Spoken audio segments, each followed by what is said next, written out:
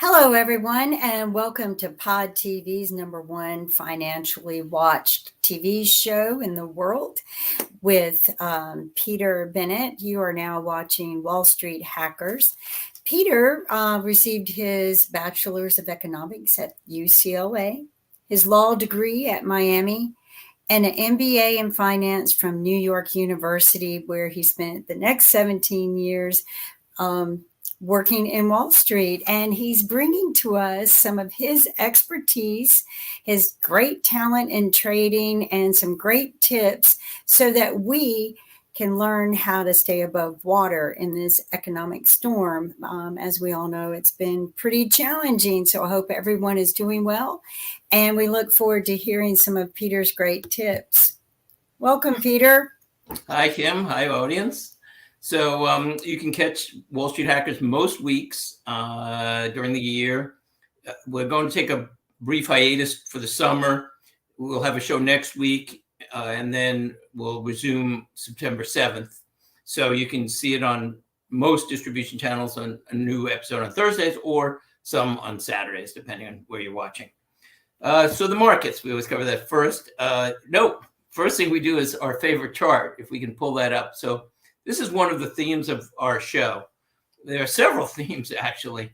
One is that there's probably going to be massive energy shortages, and I don't see how we can avoid it. But another one is that dividend stocks and dividend growers and payers are definitely the place to be. So this is a chart for 50 years of history to 2022, and it shows if you put in $100, you received a very nice return.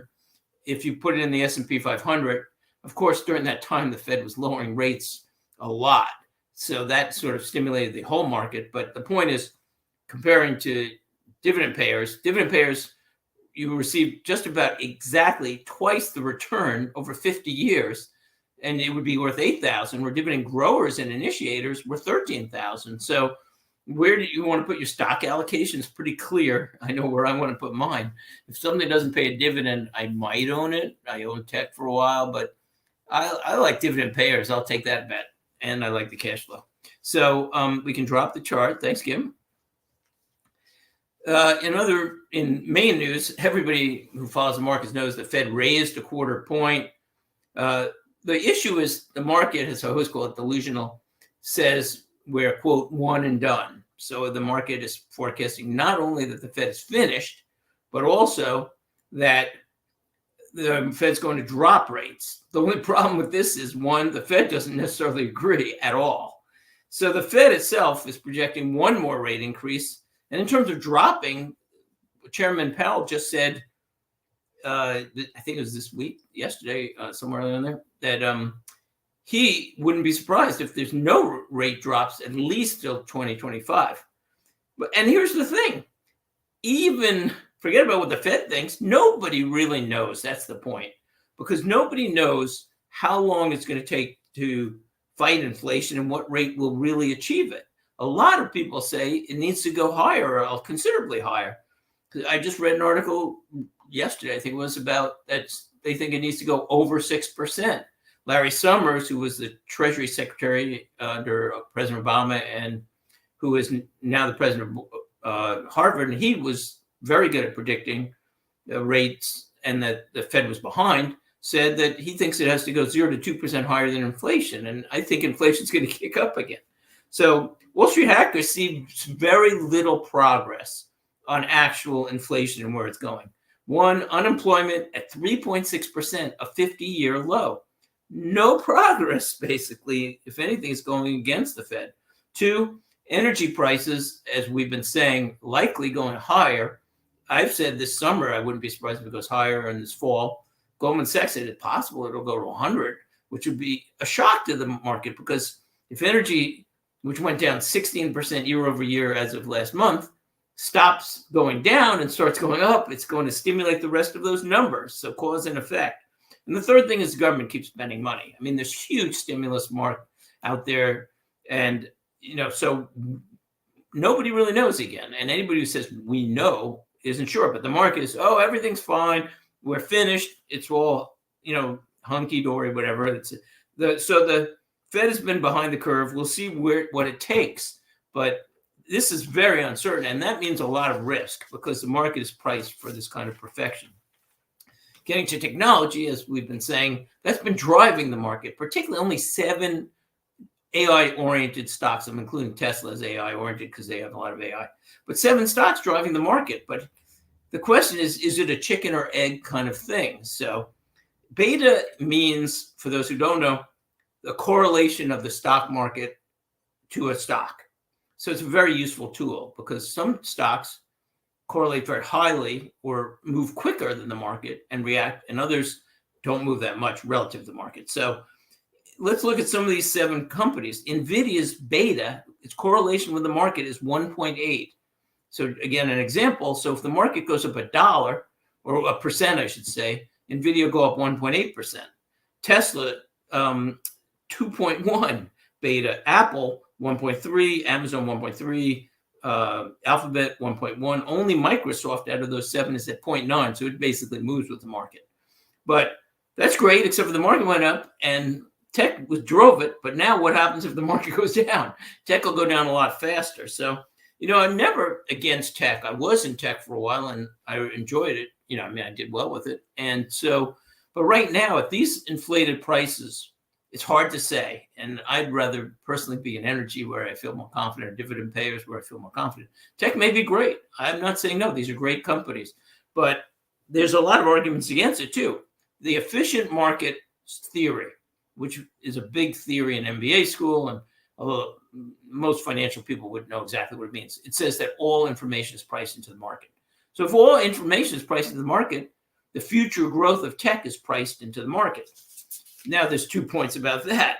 Number one, the pricing they do is based on interest rates. So if interest rates go higher, tech will be very sensitive to that because they're looking at future growth against the interest rate factor. So that alone is dangerous. But here's a quote of the week, and this really tells me about at least the dangers of tech. Again, I'm saying don't blame me if you aren't in tech because I said so, or if you are in tech and it goes down. I have no idea. Nobody is 100%, or else you just buy options and you'd be a billionaire yesterday. So here's the comments, though, from an investment manager named Louis Vincent Gave, G-A-V-E, Gav, in Sunday's Barron's. And I think this really points out potential danger. He said, AI is going to upend a lot of business models. We know that's true. It's going to be tremendously productively enhancing, but does that justify paying 38 times sales for NVIDIA? That's where I balk. If you think of the next 5 years, because if you're buying anything at 38 times sales, you'd better think of that time horizon, if not longer. Will NVIDIA still be the go-to AI play? Probably not. He says probably not. I have no idea. But either some other hardware provider will come along or there will be a better pure plays.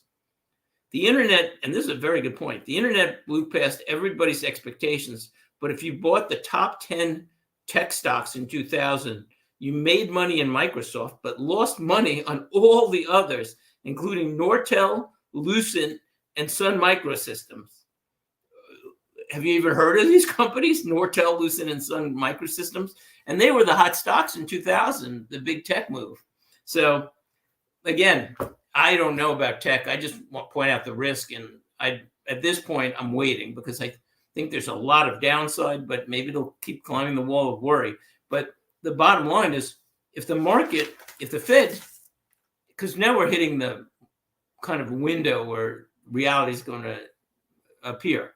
So if the Fed raises a couple more times and inflation isn't under control, the market's going to figure that out in the next few months. And these are going to be very volatile months. So we'll see. But I'm cautious on tech. 5 most interesting stories of the week. I think they're really interesting, but they're always interesting. So number 1, there's a new cryptocurrency token that's making its debut, and it requires customers to scan their retina using a device called an orb. It's a biometric verification device. It's WorldCoin is not available in the U.S. at launch due to regulatory concerns.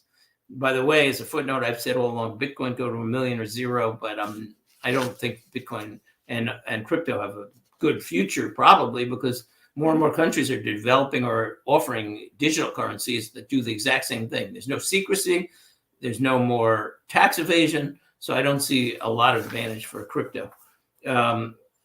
Anyway, I thought it was interesting, though, that you can use your eyes to verify. And that'll probably be in a lot of other technologies soon. Number two, we try to stay away from politics. I don't want to offend anybody, and I have really mixed views anyway. But these stories I can't resist because they're so interesting and major. So, first of all, a majority of Americans believe neither President Biden nor former President Donald Trump is, quote, fit to serve another term in the Oval Office. About half say they will back another party's candidate if the two are the party's nominee. So 55% said Biden is unfit, 53% say that Trump is unfit, and 47% say a third party candidate it would be considered in 2024 in terms of their votes. So the No Labels Party is set up so they could launch a bid. And anything can happen here because it looks like Trump is probably going to be the Republican nominee. Biden's in the lead, but he definitely has issues for sure. And I'll mention that briefly. Again, I don't want to be too political for those who are offended, but, it's reality. But it could be a very interesting year. But if No Labels launches, who knows what's going to happen? It could help Trump a bit. Some people think, other people say it won't, or they could win. Third interesting story of the week. It's unbelievable what's going on with Biden. I mean, off the cuff, I watched some of the hearings of the IRS auditors who were saying how the whole investigation was a sham. They were told they couldn't look at things, they couldn't go places, they couldn't do their jobs. Then there were charges that were dropped, and now everybody probably heard about the plea deal in Delaware. This is not going away, the story. But here's part of it that I thought was very interesting. So an explosive FBI file was unveiled yesterday, revealing conversations between a trusted informant and the head of the Ukrainian gas company Burisma. His name is we'll call him Mr. Z. It's Zlochevsky, Zlochevsky. Mr. Z claimed Hunter Biden was an idiot but paid him $5 million to protect us through his dad from all kinds of problems. That's a quote. He claims he has 17 recordings, including 2 of Joe Biden, who, by the way, said he has no idea of any of his son's business dealings, but he says he has a recording of it, discussing the quid pro bribery arrangement. Now, what we know for a fact, because this was all over the press, was Joe Biden went after the prosecutor in Ukraine who was prosecuting Burisma, and he bragged about it. He said, he told Ukraine, you're not going to get $1 billion in aid unless you fire this prosecutor. And also, he bragged about it. He said, we were successful, and he was really happy about it on national TV. So we know he fired the prosecutor in Ukraine. What is the vice president of the United States doing involved with the prosecutor in Ukraine to begin with, number one? Number two, Burisma is saying they gave Joe Biden $10 million, $5 million for Hunter and $5 million for Joe. And we also know that Hunter was paid $1 million a year with no experience at all to be on the board of Burisma. This thing is just beginning to blow up. Now, my point is, number one, if you're a Democrat, you're not being helped by the press by covering this up, and if you don't believe it, if you only watch MSNBC, which says all Joe Biden did is love his son. That was a quote yesterday. How misleading. But so if you don't believe it, just watch 5 minutes of Fox Business or anything and watch the actual people coming forward. More and more people, it's blowing up. But if you're a Democrat, you have to be concerned because they're trying to cover it up. And that means more likely Biden will be the nominee. If you're a Republican, what you want to do is slow walk this. And it looks like they're slow walking it because you don't want somebody else to appear. So we'll see what the strategy is ending. But it's going to be an interesting election with the third party potentially and a lot of chaos. Another interesting story. A new $2 billion theme park and resort is being planned for Northeast Oklahoma that will be the size of Walt Disney's Magic Kingdom theme park. It's dubbed the American Heartland Theme Park and Resort. It's a 1,000-acre development on Route 66, and it will supposedly have a unique experience that rivals world top resort destinations. I believe it's supposed to be completed by 2026. It includes 6 American lands that provide guests with a walk through history. One point here is Disney's really pushed a lot of their clients, and it probably offended especially a lot of people in the mid-America who may turn around and they had a monopoly, but all of a sudden maybe a lot of those people will go to this park instead. So maybe their monopoly is ending. It'll be interesting. Finally, in the health area, I thought another amazing story. So intermittent fasting, the trendy dieting technique favored by many celebrities, including Kourtney Kardashian and Gwyneth Paltrow, may actually be unhealthy.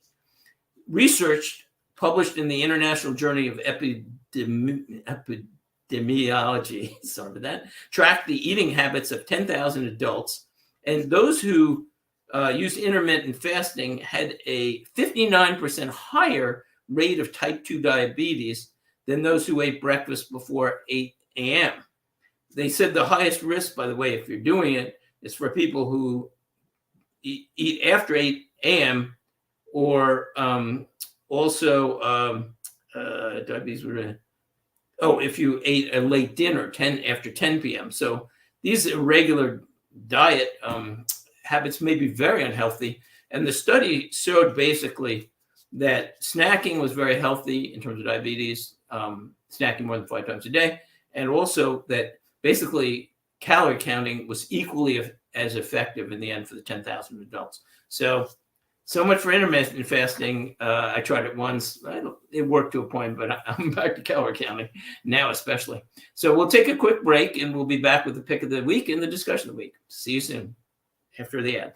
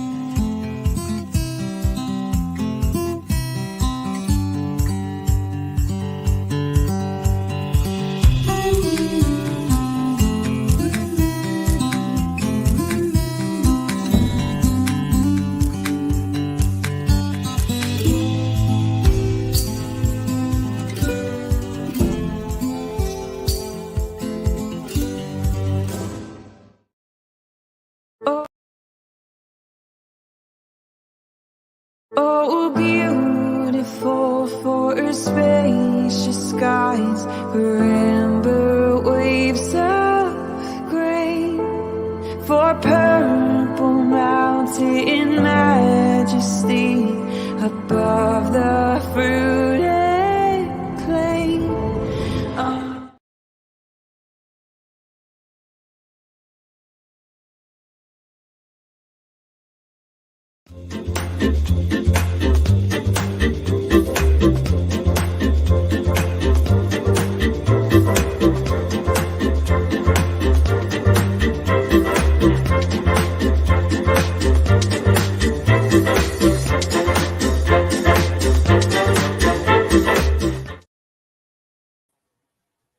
again. I guess we had a little technical problem, ran an extra ad or two, but we're back. So what to do, as always, whatever stocks you own should be dividend stocks stock oriented or all dividend stocks. And that's where I am right now.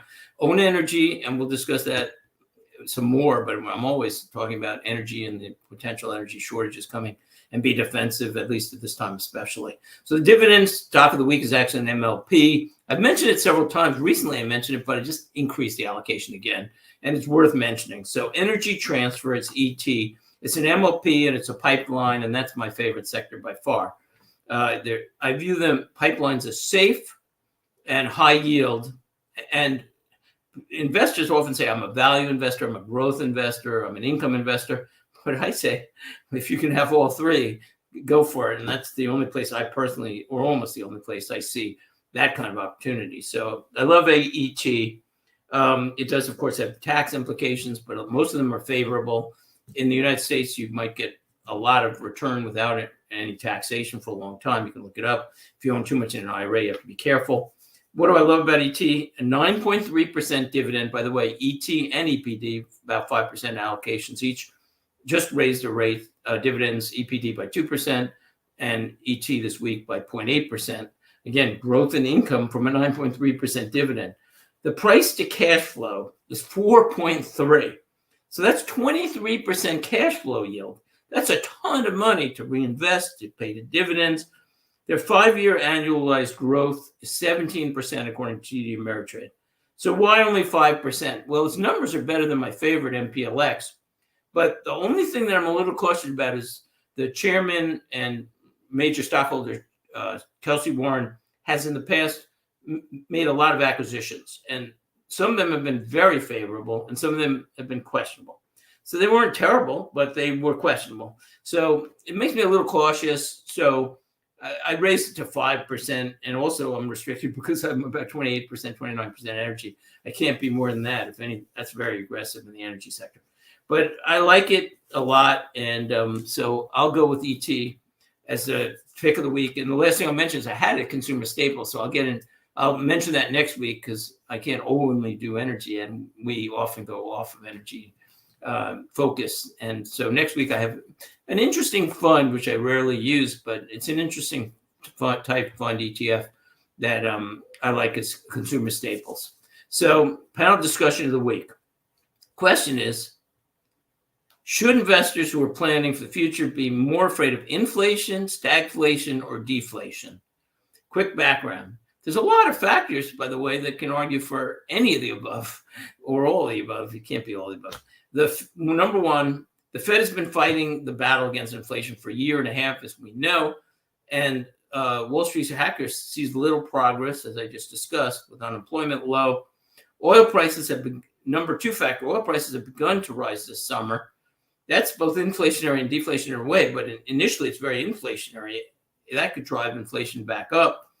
And the thing is, and this is a definite theme of the show, oil companies have been putting in less than half of what they used to put in since 2015. That means every year, by an estimated 40%, they're underinvesting in terms of future exploration, future projects. At some point, that could catch up big time because demand doesn't seem to be going down at all. If anything, it's been going up. So there could be real energy shortages in the future. The government's squelched it in a lot of ways around the world because of the environment. And I understand they're thinking to a point, but energy could be a real black swan that nobody recognizes, and it could reignite inflation. On the other side, aging populations are, by their definition, deflationary. As people are younger and saving for retirement, they save. They put money in the stock market. They buy other investments. They're increasing their wealth. As people get older, they tend to spend down their wealth to live in retirement. So that's a deflationary factor. The government keeps putting money into the economy in huge amounts. That would initially, at least you think, be inflationary. For sure. I mean, and the unfunded liabilities are unbelievable. It could be easily 5 times the debt that they're saying they have when you count Medicare and Social Security. And by the way, that's a worldwide problem, unfunded liabilities. Finally, AI could be very deflationary. in terms of two things. McKinsey just this week came out with a report that said, or I saw it yesterday, that said 30% of all American jobs could be automated. So we're talking about huge job losses, which will be very deflationary, plus cost savings for companies through AI will be very deflationary. They'll just save money. So the question, and our panel was Kim today, if you're an investor, should be planning for inflation, deflation, or stagflation. What do you think, Kim? I'm afraid of the stagflation because it creates, for me, it just creates a high unemployment rate based on, some of the numbers that we see. But deflation, deflation is very scary because you start seeing more layoffs. There's a huge slump in consumer spending. So I think deflation is also very scary. So. And what about inflation? That could be scary too. They're all scary in their own way. They're all scary in a different way, but those two scare me more as an investor. Exactly. Those two scare me more than inflation and stagflation. Well, in a sense, I think you're right. But first of all, it's a trick question because it is. The answer is, what's your time frame? So this year, I'm definitely concerned about inflation, and next year, because I don't think the Fed has got things under control. And if they don't, the market's going to tumble. The market's going to go into shock because it refuses to even face the potential reality, although many analysts say it, and many people say we're not finished with inflation, but the market as a whole seems to be thinking everything's perfect, everything's great. Inflation's going to be gone because certain numbers which were effect and not cause have gone down. But I'm very concerned about inflation for a year or two. But in the long run, I definitely think stagflation is the problem. And I think this is where we're going. Well, number one, demographics is destiny. We're aging populations. It's just around the world. That's very deflationary. AI is going to be hugely deflationary. People losing their jobs, unfortunately, new jobs will be created. But if McKinsey said 30% are going to be of jobs are going to be automated, or work is going to be automated just by 2030. What about 2035 and 2040? And 30%, I don't think the economy is going to grow 30% of jobs to replace it that quickly. Not to mention AI is going to keep advancing and advancing. So this is a big threat to the workforce. And again, a huge cost saving, because all these companies can start laying off employees and saving money, which will increase their profits, and which means they can say, we don't need to raise prices because we're making more and more, and we can lower prices a little and still make more. So these are deflationary factors. And then the government printing money. Now, this is where it gets tricky. Everybody would think they're going to print so much money around the world, all the governments. I've looked at Asia, I've looked at the European countries, South American. They all have big deficits on their retirement plans and gigantic deficits for medical care, free medical care in many countries for aging populations that they haven't funded. So they're going to be printing money because they can't tax that much money because there isn't that much money. It's more money than they could possibly tax. They'd have to take everything from everybody and it wouldn't pay. So they're going to print money. What are they going to do, though? They're going to use yield curve control because they can't afford to pay the interest rate. There's no way they can pay 2, 4, 8% on this massive amount of money printing. They can't do it. They're going to have to drive rates down. And that's one of my two arguments why we're going towards a near zero rate of environment in the next 5 years or so, 7 years, 4 years. And what they'll do is yield curve control. It's been done several times. The United States in World War II used yield curve control. You can look it up. Basically, the government says any yields over a certain amount on our bonds, we're just going to buy them back. So they're basically buying back their own bonds. Sounds like a little bit of a Ponzi scheme. But also, Japan's been doing this since 2016 and successfully kept their rates very low. It slows their economy, but it also kept rates low because the market realizes, well, if it's over this amount, we can't even get it. So we'll just buy it at this amount. This is the most we can get. So they're basically printing their own money and buying it from themselves. So the government's going to, unless they lose control, in which case it's going to go totally kazooie. But I don't think so. I think they'll get away with this yield curve control, especially in a deflationary environment from the other factors.